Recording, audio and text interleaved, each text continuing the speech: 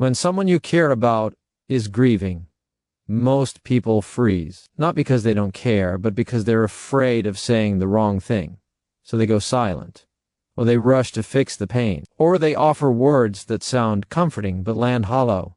Here's the truth. Grief does not need the right sentence. It needs the right presence. When someone is grieving, they are not broken.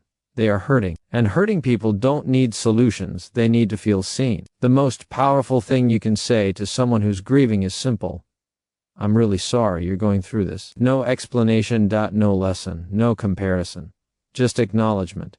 Because grief already feels isolating. And the moment you try to explain it away, minimize it, or rush it, you push them further into that loneliness. Avoid phrases like, they're in a better place.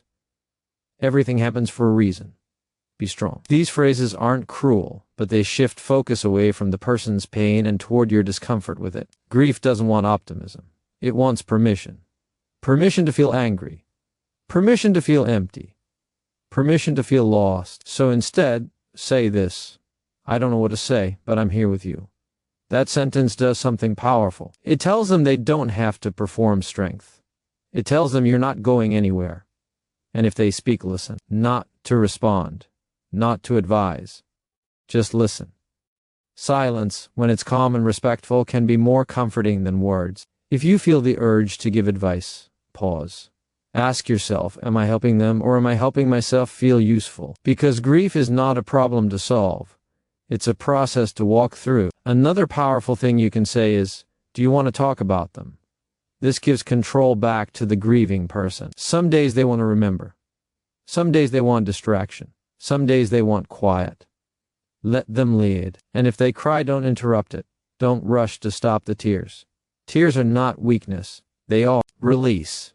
You don't need to say anything during those moments. Your calm breathing, your steady presence, your willingness to stay that speaks louder than words ever could. Days later, weeks later, months later, check in again. Grief doesn't follow a schedule. The world moves on long before the heart does. So say, I was thinking about you today. I'm still here. You don't have to go through this alone. Those sentences matter more than you realize. If you want to support someone who's grieving, remember this. You are not there to make them feel better. You are there to make them feel less alone. And that changes everything. Because healing doesn't begin when the pain disappears. Healing begins when someone feels safe enough to carry the pain honestly. So don't chase perfect words. Choose honest ones. Be present. Be patient. Be human. That's what people remember long after the grief softens. Not what you said, but how safe they felt when you were there. Grief doesn't need fixing. It needs presence. That truth feels uncomfortable in a world trained to solve, repair, and move on as quickly as possible. When someone we care about is grieving, our instinct is to do something, say something, make the pain smaller or lighter or more manageable. We search for the right words, the perfect explanation, the lesson that might bring relief. But grief does not respond to solutions. It doesn't follow logic, and it cannot be rushed into healing. Grief is not a problem to be solved. It is an experience to be endured, and presence is the only thing that truly meets it where it is. Presence means staying when there is nothing useful to say. It means resisting the urge to fill silence with advice or optimism. Silence can feel awkward, even frightening, because it forces us to sit with pain without escape. Yet that silence, when shared, can become a place of safety. For someone who is grieving, the world often feels louder and emptier at the same time. Everyone else continues living, talking, laughing, planning, while their own world has suddenly stopped. Presence tells them they are not invisible in that stillness. It tells them someone is willing to slow down and sit in the same moment with them, no matter how heavy it feels. Grief often isolates people, not because others don't care, but because others don't know how to be present without trying to fix. We say things like be strong or they're in a better place because we want to reduce the pain. But those words can unintentionally create distance. They suggest that grief should be controlled, managed, or explained away. Presence, on the other hand, allows grief to exist without judgment. It communicates, without forcing words, that what they are feeling makes sense, even if it is messy, contradictory, or overwhelming. To be present is to listen without planning your response. It is to let someone repeat the same story again and again, because repetition is often how the mind processes loss. It is to allow tears without trying to stop them, to allow anger without correcting it, to allow numbness without demanding emotion. Grief does not follow a straight line, and presence respects that unpredictable rhythm. One day someone may want to talk, the next day they may want quiet, and both needs are valid. Presence adapts instead of directing. There is a certain humility required in presence. It means accepting that you cannot take the pain away, no matter how much you wish you could. This can be difficult, because watching someone suffer makes us feel powerless. But grief is not asking for power. It is asking for companionship. It is asking for someone to say, through their actions, you don't have to carry this alone. That message, delivered through consistent presence, can be more healing than any carefully crafted sentence. Presence is also not a one-time act. In the early days of grief, support often comes in waves, messages, visits, attention. But as time passes, that support fades while the grief often remains. True presence shows up after the initial shock has worn off, when the loss settles into daily life. It shows up in remembering important dates, in checking in without being asked, in acknowledging that the pain may still be there long after others expect it to be gone. This kind of presence reassures the grieving person that their loss has not been forgotten, and that their pain is not an inconvenience.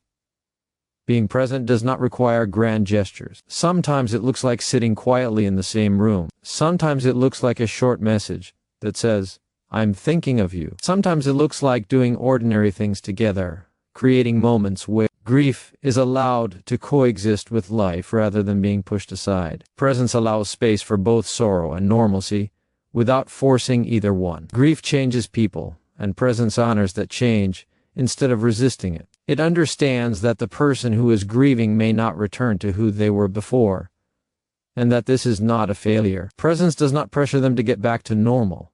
It allows them to redefine what normal looks like now. In that allowance, something gentle and steady begins to form. Not the erasing of pain, but the quiet knowledge that pain can be carried, slowly and imperfectly, with someone else nearby. Words matter most when they are honest and simple. In moments of deep emotion, especially during pain, loss, or uncertainty, people are not listening for eloquence or perfect phrasing.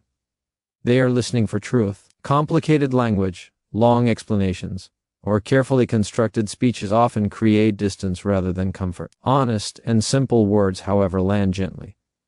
They feel human.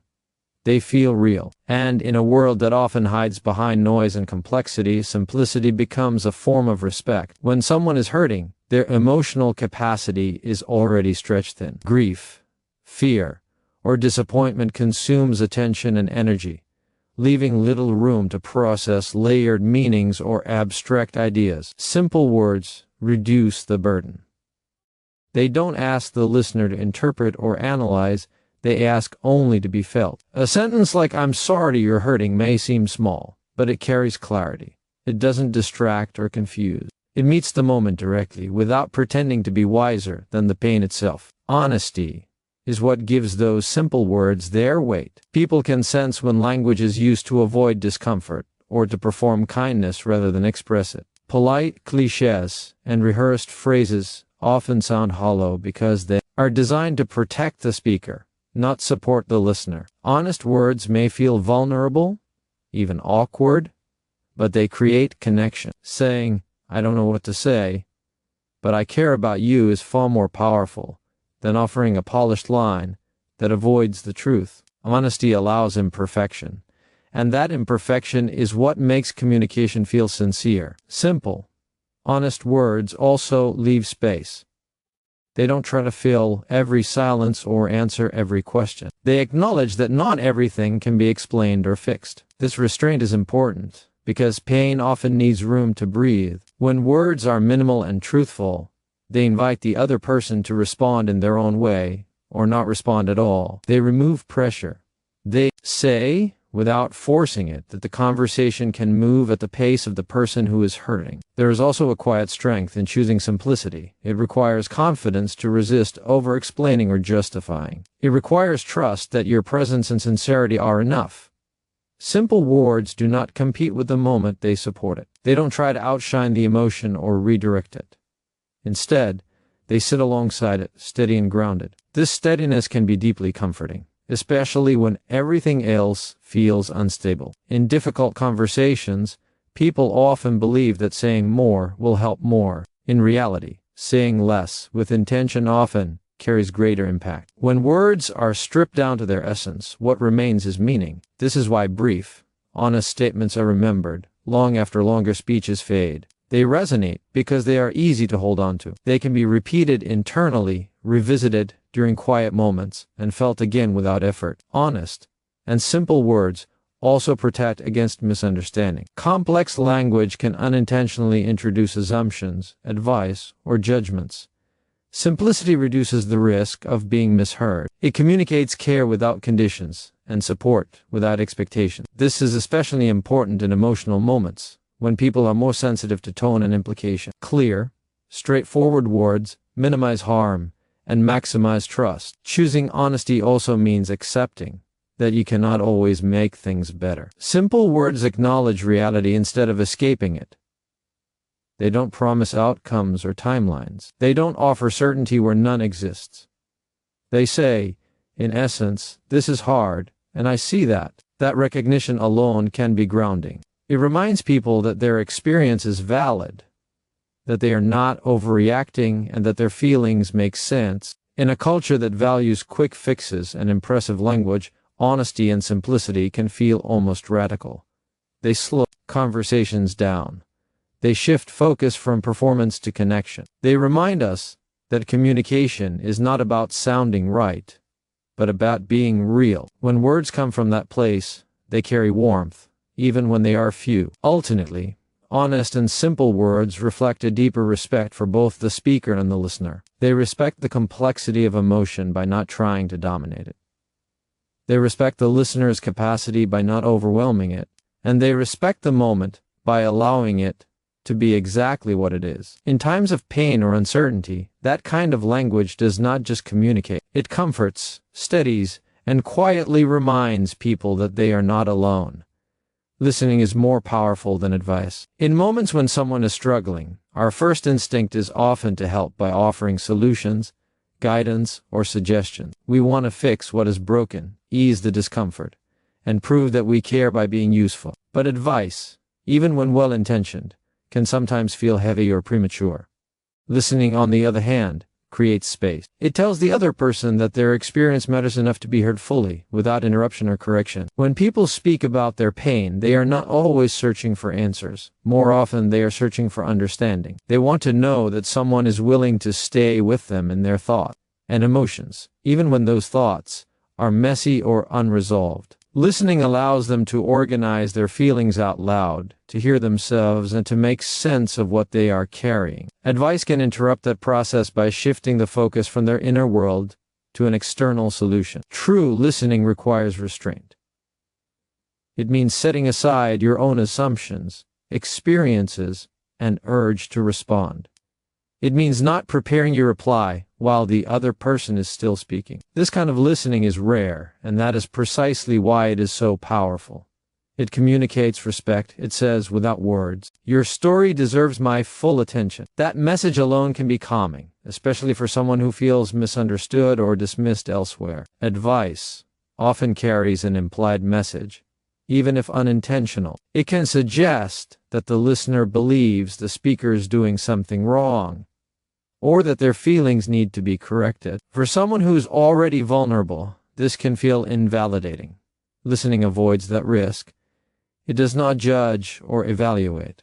It simply receives. In that reception, people often feel safer to be honest, to go deeper, and to express emotions they might otherwise hide. Listening also gives control back to the person who is struggling. Pain often comes with a sense of helplessness, a feeling that life is happening without consent. When someone listens without directing the conversation, They allow the speaker to lead. The speaker decides what to share, how much to share, and when to pause. This autonomy can be quietly empowering. It reminds them that even in difficulty, their voice still matters. Another reason listening is so powerful is that it slows things down. Advice tends to push toward action, resolution, or closure. Listening stays in the present moment. It acknowledges that not everything needs to be solved right away. Some things need to be felt first.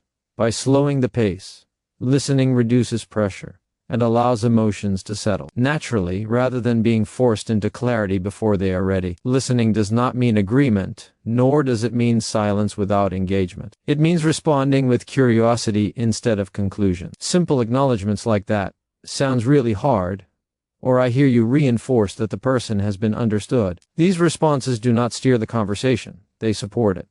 They keep the focus where it belongs on the person speaking. Over time, being listened to can help people discover their own answers. When thoughts are spoken aloud and met with attention instead of direction, clarity often emerges on its own. The speaker may realize what they need, what they feel, or what step comes next. Not because they were told, but because they were heard. This self-discovery is more lasting than advice, because it belongs to them.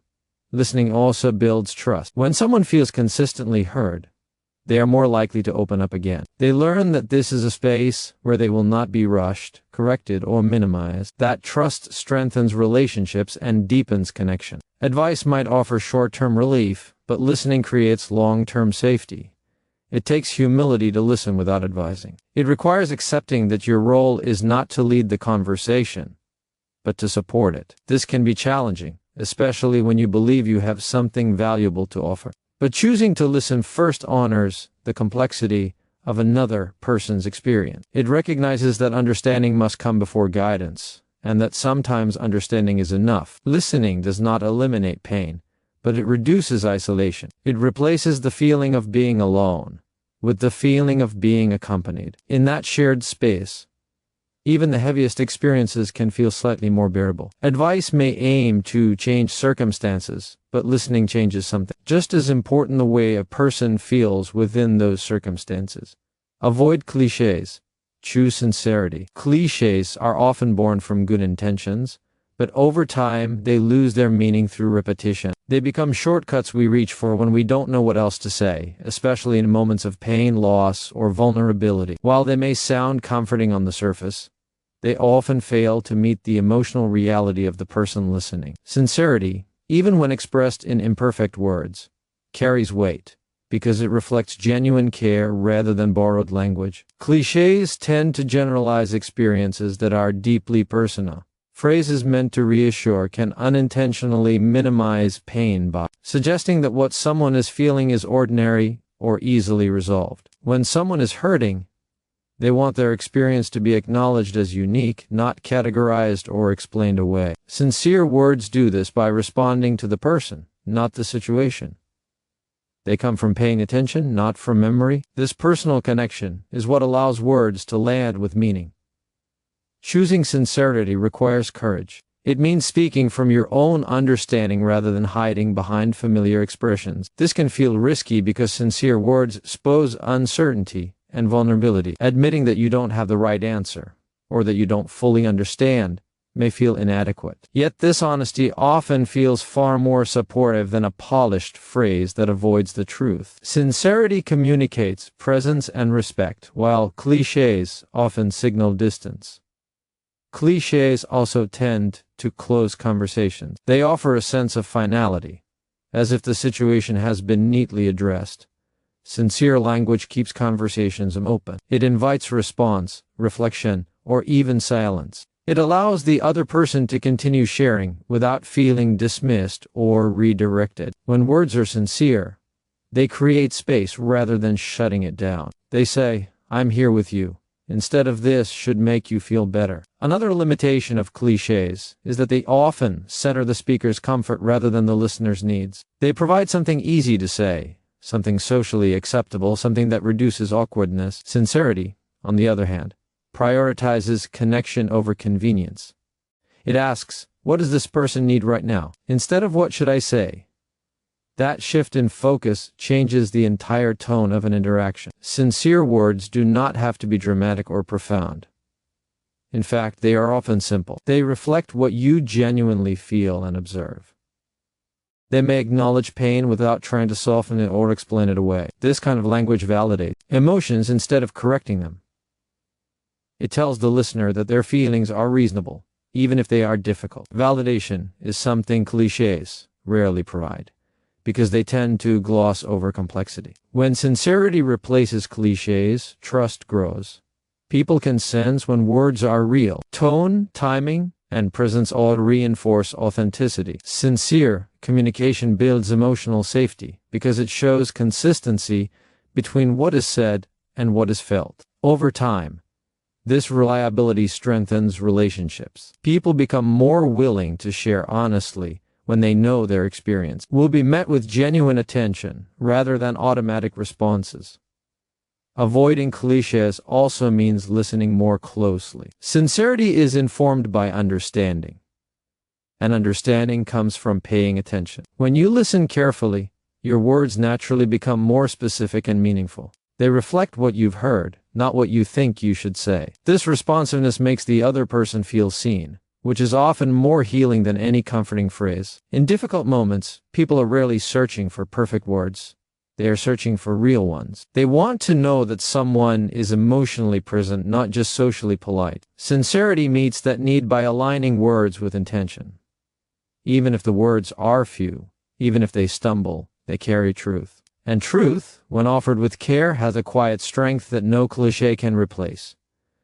Your calm becomes their safety. In moments of distress, people often look outside themselves for signal about how serious the situation is and whether they are safe within it. Emotions are contagious, and when someone is overwhelmed by fear, grief, or confusion, they instinctively tune into the emotional state of those around them. A calm presence does not erase pain, but it creates a stable environment in which pain can exist without becoming consuming. Calmness communicates steadiness when everything else feels uncertain. When someone is struggling, heightened emotions can make the world feel unpredictable and threatening. Thoughts race, the body tenses, and even small uncertainties feel unbearable. In these moments, a calm person acts like an anchor. They do not rush, panic, or overreact. Their steady tone, measured movements, and grounded attention send a nonverbal message. This moment can be handled. That message alone can help regulate emotions that feel out of control. Calm does not mean indifference or emotional distance. It is not about suppressing feeling or pretending that everything is fine. True calm is attentive and compassionate. It allows space for strong emotions without being pulled into them. When you remain calm, you make it clear that there is room for someone else's fear, anger, or sadness without judgment. This acceptance can lower emotional intensity because the person no longer feels they have to defend or explain their feelings. In times of crisis, people often feel unsafe, not only because of what is happening, but because they fear losing control. Your calm helps counter that fear. It provides structure in a moment that feels chaotic. By staying grounded, you help slow the pace of the interaction, making it easier for the other person to breathe, think, and respond. Calmness becomes a shared rhythm that gently pulls them back from emotional overload. Your calm also builds trust. When someone sees that you can remain steady in difficult moments, they are more likely to open up. They learn that their emotions will not overwhelm you or push you away. This sense of emotional reliability is deeply reassuring. It tells them that they do not need to protect you from their pain or hide parts of themselves to maintain connection. Safety grows when people know they can be fully present without consequences. Remaining calm often requires intentional effort, especially when the situation triggers your own emotions. It involves awareness of your breathing, your tone, and your reactions. Choosing calm is not about ignoring your feelings, but about managing them responsibly. When you do this, you model emotional regulation. Without saying a word, you demonstrate that strong emotions can be experienced without losing control. This modeling can be particularly powerful for someone who feels overwhelmed by their own reactions. Calmness also creates clarity. When emotions are high, misunderstandings are more likely. A calm approach reduces defensiveness and miscommunication. It encourages openness and honesty because the conversation feels safer. People are more willing to share their true thoughts when they sense that they will be met with patience rather than urgency or judgment. There is a physical component to calm that should not be overlooked. Slow, steady breathing, relaxed posture, and gentle eye contact all contribute to a sense of safety. These signals work at a nervous system level, helping the other person's body move out of a stress response. This physiological shift can make a significant difference in how supported someone feels, even if the external situation remains unchanged. Calm also allows you to be present without trying to control the outcome. It accepts that you may not be able to fix what is happening, and that fixing is not always the goal. Sometimes safety comes simply from knowing that someone is there, fully and steadily.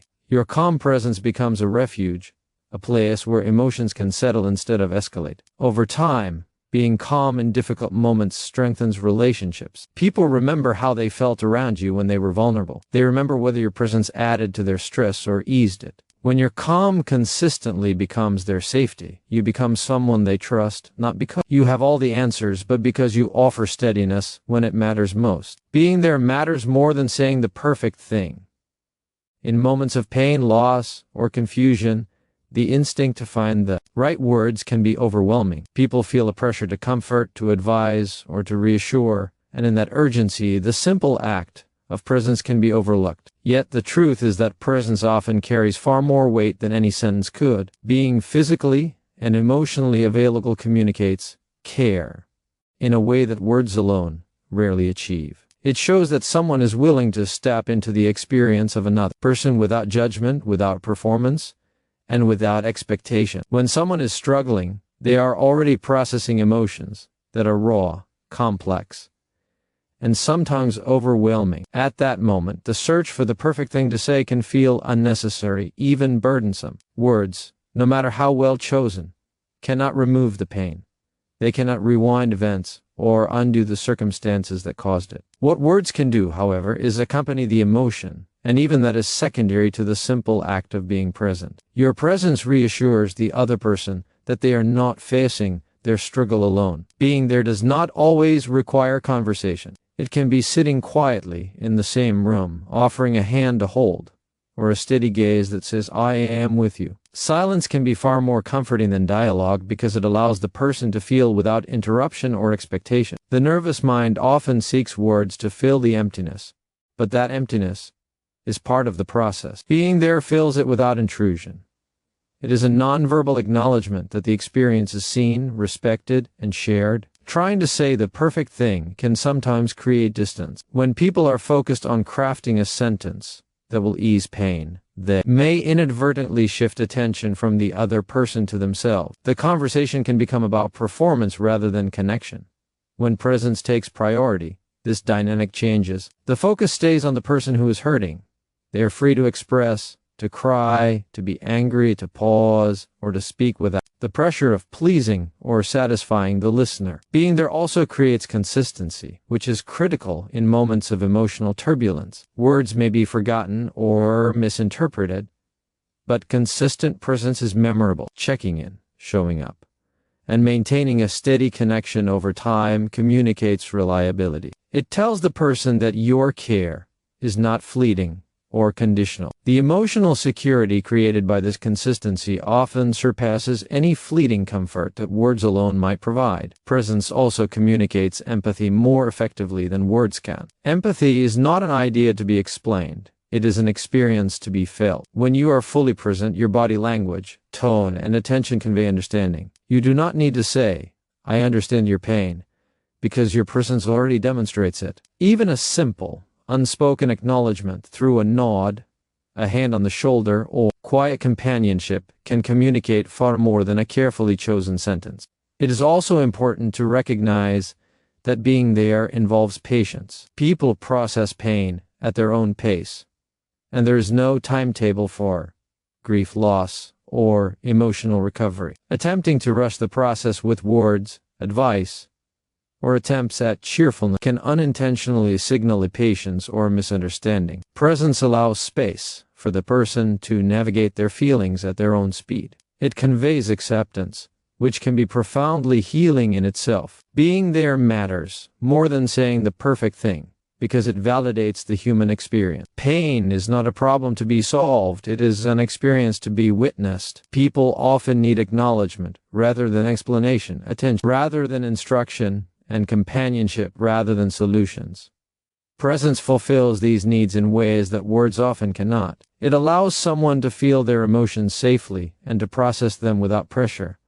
Finally, being there fosters connection. Words may come and go, but the emotional resonance of shared presence endures. The person who is hurting remembers who showed up, who stayed, and who offered their presence without pretense or agenda. They remember the steadiness and the reliability far longer than any phrase intended to console. In being present, you become part of their support structure, a living proof that human connection can exist even in the darkest moments. It is a reminder that love, care, and companionship do not require perfection in speech, they require authenticity in presence. Actions speak louder than words show up.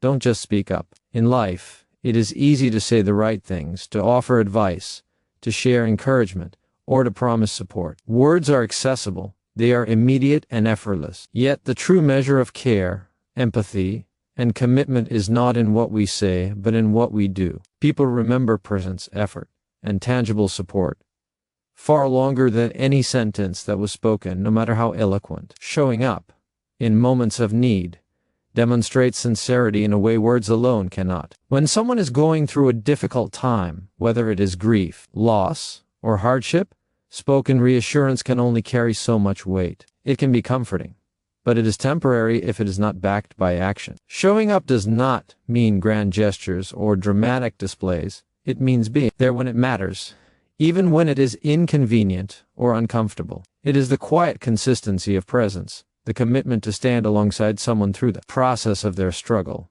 that communicates the most powerful message: you are not alone. To show up is to validate someone's experience through tangible effort. It can be as simple as sitting with a grieving friend, helping with daily responsibilities when someone is overwhelmed, making a phone call when words on a screen would suffice, or simply being present in silence. These actions speak volumes because they translate empathy into reality.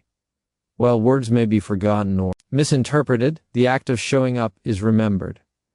It leaves an imprint on the heart that words cannot match. Speaking up is easy because it requires nothing more than sound. It is a way to demonstrate intention without risk or effort, but words without follow-through can feel hollow, even dismissive. When someone is vulnerable, they can sense whether support is genuine or performative. Promises of help mean little if they are not accompanied by concrete action. Showing up, in contrast, communicates authenticity. It proves that care is not theoretical, it is lived.